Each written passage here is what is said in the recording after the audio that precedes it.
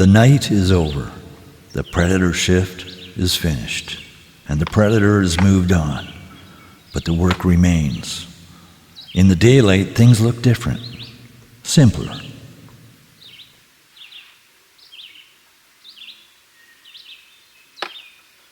There's a Zen proverb that I think I had heard first from the martial arts master Bruce Lee, but I believe the quote came from an earlier proverb, and it stated, "Before I had studied Chan, Zen, for 30 years, I saw mountains as mountains and waters as waters.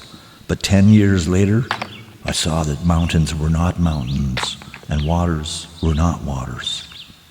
But now that I have got its very substance, I am at rest, for it's just that I see mountains once again as mountains and waters once again as waters."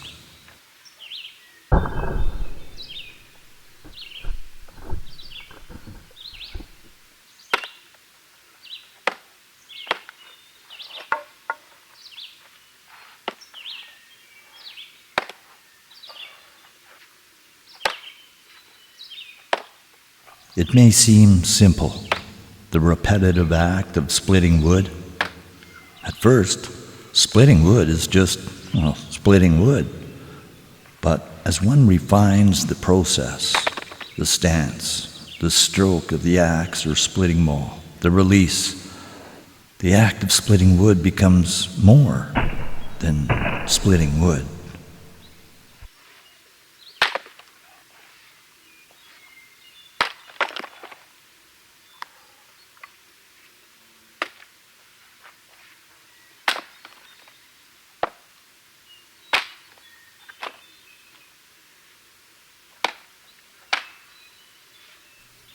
When I was out gathering the cut rounds from the trees in the forest that we felled, I didn't think of the task as creating a mountain.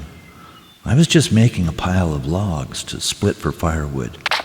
But now I look at that mountain of work to be done, and I see the mountain. It's a daunting task, but it's like trying to eat an elephant. You simply start, one bite at a time.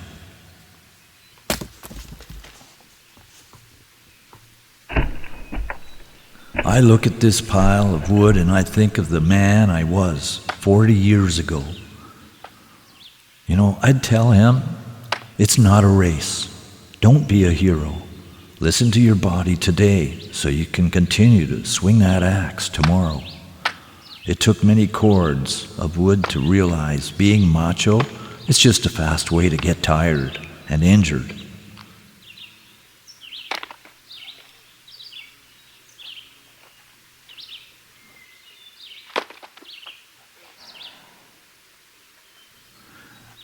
Right now, this feels like more than just a mountain. At one point, I learned that strength alone in trying to power through splitting wood with an axe was not the way.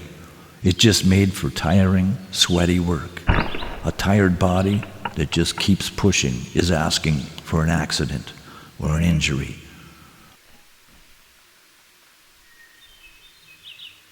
Learning by experience. One year, I got trigger thumb from the related trauma of the impact of the axe on my hand, smacking the hard wood repeatedly, injuring my thumb that wrapped around the axe handle. My thumb would lock up and made other chores very difficult.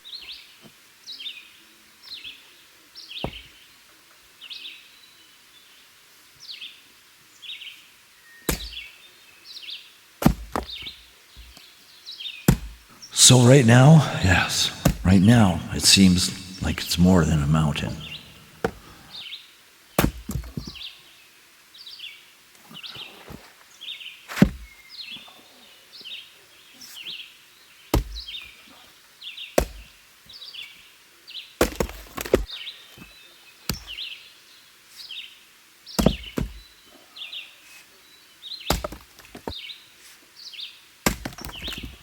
There was this one winter with 12 cords. Somewhere in those weeks of chopping, the chore died and the rhythm was born. You stop fighting the wood. You let the weight of the maul do the work. You find the flow where time just stops.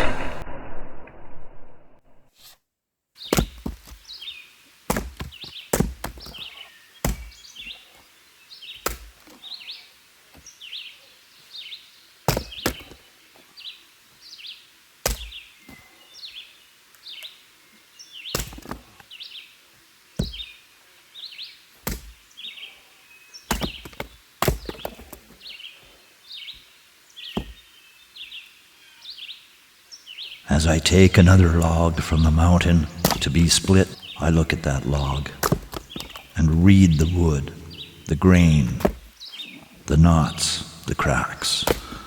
The wood tells me where to strike with the maul, letting the weight and momentum of the maul doing the work. Brute force is not the way. Go with the grain and not against it.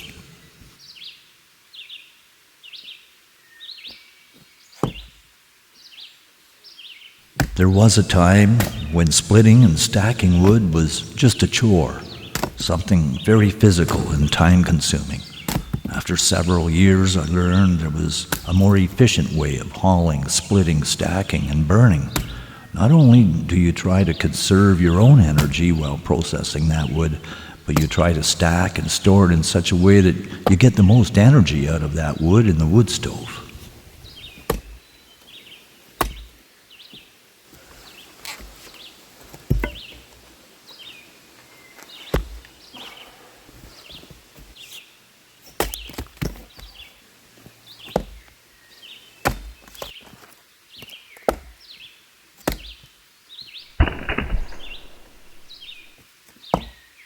I'm not just splitting wood. I'm practicing the art of being present. It's all part of the flow. And there's something that happens internally. It's in the Zen of the maul. Serenity.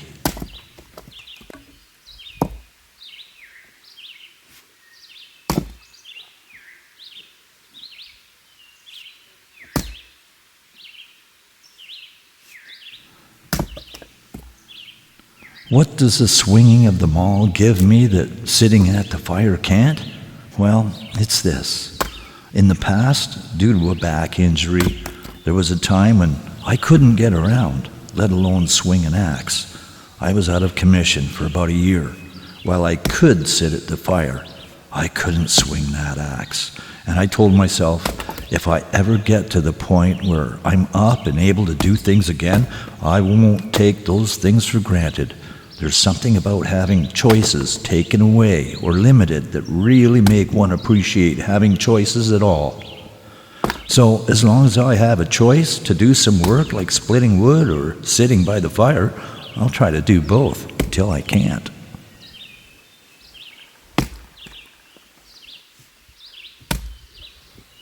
I guess I'm not just chopping wood, but rather I'm celebrating the freedom of movement.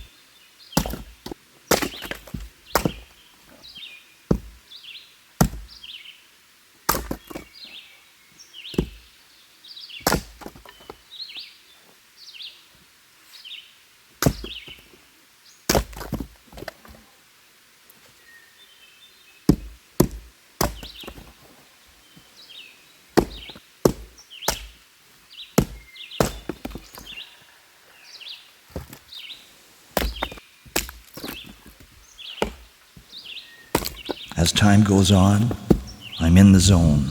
I'm in a rhythm, and it feels like a kind of meditative experience, remaining in the here and now, not daydreaming, safety first.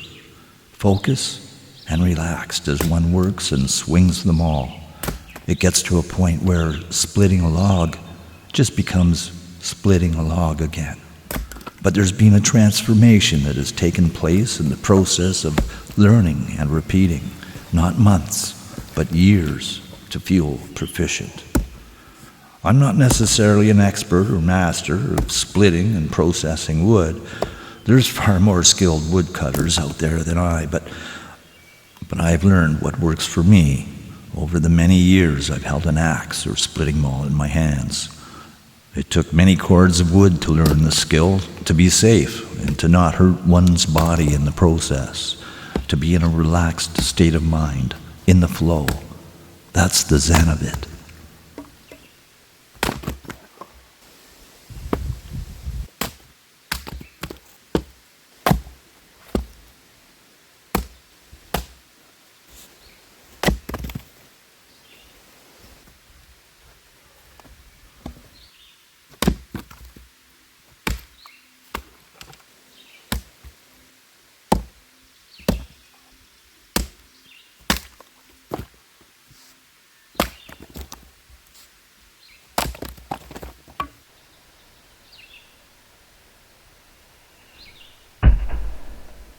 Even after all these years, the wood still has lessons. Sometimes it's not about flow. It's about persistence. It's about not walking away until the job is done.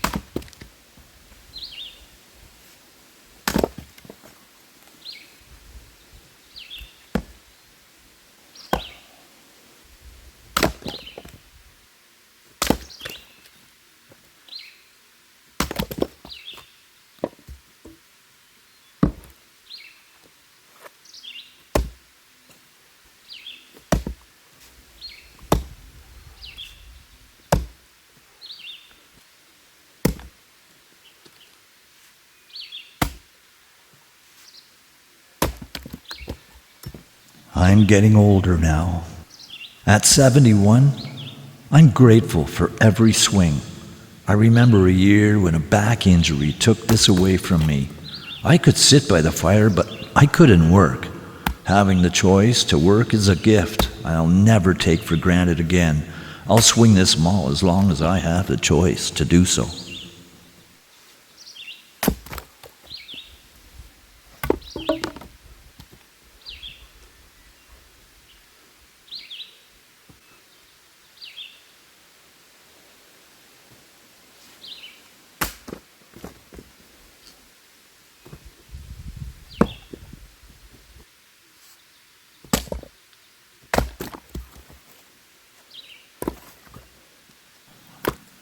To me, this is the art of the split, finding peace in the woodpile.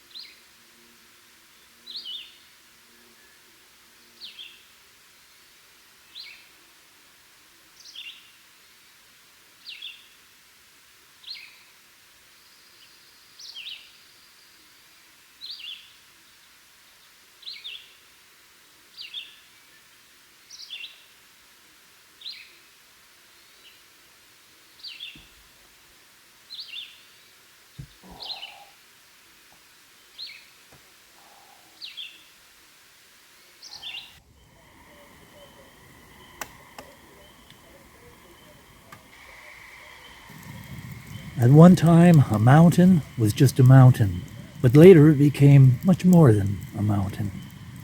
And now the mountain, it's just a mountain again. The wood, It's just fuel for the wood stove. But the man who split it is a little different now. Thanks for joining me for the split. We'll see you next time. I'm Glenn. Over and out. And take care.